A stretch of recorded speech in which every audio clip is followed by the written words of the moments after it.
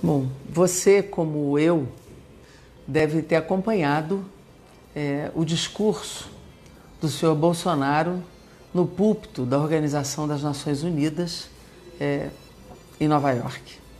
Eu imagino que, se você não acompanhou, provavelmente pela repercussão que teve nas redes sociais e terá na mídia mais tarde, deve ir buscar o vídeo, pelo menos no YouTube.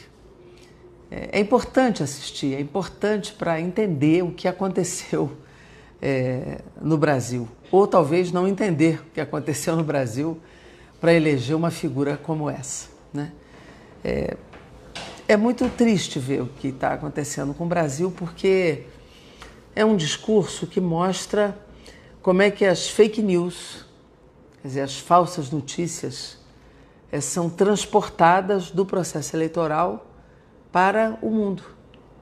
Porque Bolsonaro mente descaradamente para o mundo e, ao mesmo tempo, ele não consegue sair do palanque. Ele faz um discurso absolutamente ideológico, puro, continua falando para um pedaço do país. É um desastre diplomático, ele cria arestas com o mundo. Criou aresta com a América do Sul, com a América Latina, com grande parte da Europa, com o discurso que fez.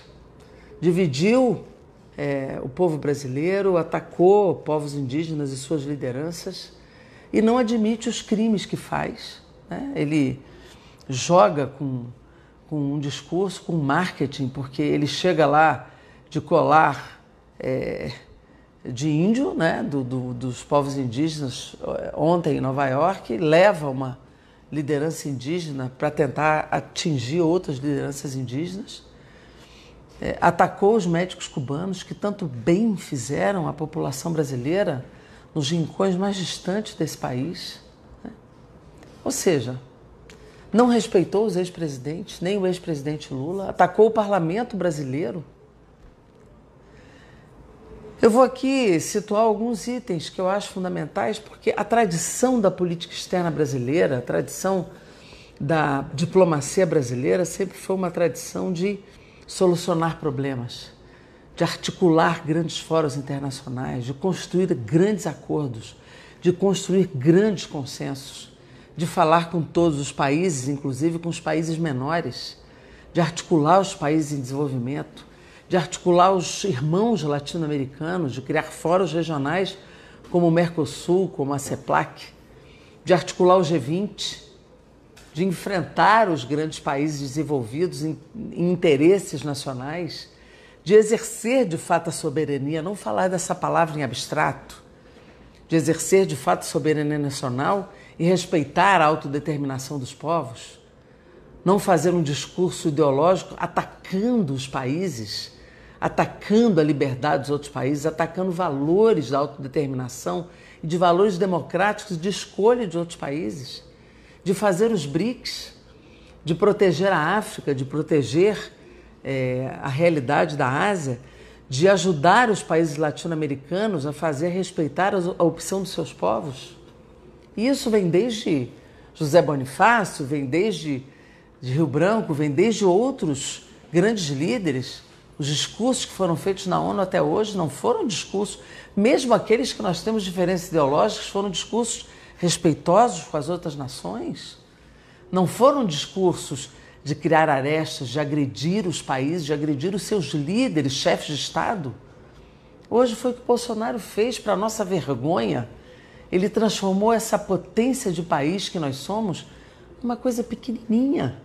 Para a nossa vergonha, pequenou, diminuiu o nosso tamanho, diminuiu a nossa capacidade de falar com os outros chefes de Estado, de falar com as outras nações, de receber deles também a solidariedade, Bolsonaro nos incapacitou as conversas bilaterais e conversas coletivas dos grandes acordos nos diversos temas. Ele fala da Amazônia como se ele fosse responsável pela solução, inclusive quando todo mundo viu que ele é o cúmplice dos crimes da devastação da Amazônia. Obviamente que lá ele não vai contar que ele, na verdade, paralisou as políticas ambientais, que ele foi o que paralisou as instituições de fiscalização, que os autos de infração se reduziram, o que possibilitou que os garimpeiros, as mineradoras e os outros criminosos ateassem fogo criminoso na Amazônia. Ele chegou a dizer que muito fogo foi feito pelos índios pela sua cultura. E disse que ele é o grande defensor da Amazônia, quando todo mundo sabe que isso não é verdade. Não é verdade. Então, assim, é um mentiroso. O único momento que ele fala a verdade é o momento que ele baba o Trump, que ele se submete ao Trump, ao governo norte-americano, como uma colônia que ele quer de fato transformar o Brasil, e quando ele diz que o Brasil está à venda. Os únicos momentos em que ele fala a verdade, no resto ele mente, porque ele não está fazendo do Brasil um Brasil com ganhos de produtividade, não está fazendo do Brasil um Brasil que gera emprego, nem um Brasil que se desenvolve. Foi um discurso tão ruim que o chamado mercado, que eles tratam como se fosse uma pessoa com emoções, reagiu mal. Foi um discurso tão ruim que todo mundo se envergonhou. Foi um discurso tão ruim que ninguém consegue respeitar este cidadão. Ele foi incapaz, inclusive, de citar o nome do ministro do Meio Ambiente e tentou se esconder e se blindar atrás de um discurso anticorrupção, citando o ex-juiz e seu atual ministro da Justiça, cuja credibilidade, inclusive, está em questão com as denúncias do The Intercept pelo seu comportamento aético de conluio com a acusação. Ele não tem mais nem ministro para citar, porque o único que ele citou está em questão publicamente, né? Está com a credibilidade questionada. Na verdade, o que nós temos hoje é um presidente com a popularidade em queda, com ministros com popularidade também questionada e em queda, um governo que mente para todo mundo, que apequena esse país, que quebra a tradição da nossa diplomacia e da nossa política externa, que não gera solução, que cria problema com todo mundo, que agride chefes de Estado, que retira a nossa possibilidade de acordos e consensos e de solução para o Brasil, que gera, na verdade, a agressão à autodeterminação e à democracia entre os povos, que ataca médicos cubanos, que ataca o parlamento, que ataca a possibilidade real de nós termos uma política externa que se desenvolva com outras nações, que não respeita aquele fórum, que é a Organização das Nações Unidas, que divulga fake news como método e que sai de lá envergonhando o nosso país. Foi isso que nós vimos hoje acontecer.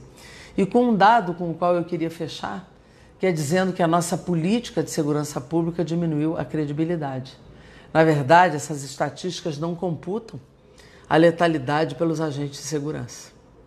E eu quero aqui falar como uma deputada que representa o Rio de Janeiro, que está chorando, está de luto, eu estou de preto aqui, está de luto pela morte das nossas crianças do Rio de Janeiro, e eu falo isso simbolizando pela Ágata, mas está de luto pelos nossos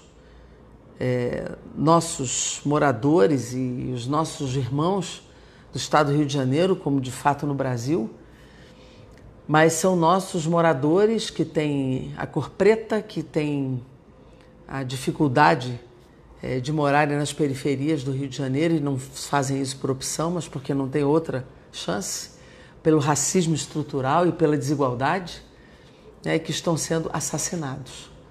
Também nenhum de nós no Rio de Janeiro que tem essa consciência sai como governador comemorando a morte de nenhum policial. Acho que essa é a realidade do Rio de Janeiro, a política do confronto, da autorização para abater, autorização para matar, esse estado genocida que nós estamos vivendo, leva a nenhuma solução. E nós precisamos ter o luto, mas esse verde, da esperança de quem sabe que esse jogo vai virar. E nós, quando vemos esse presidente da República falar na ONU que o índice de criminalidade baixou, é porque ele reconhece na sua política que o Estado genocida, na cabeça dele, é bom.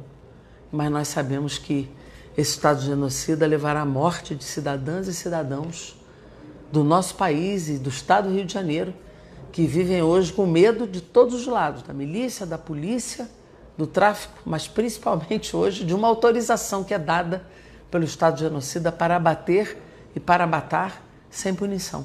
Nós precisamos acabar com isso.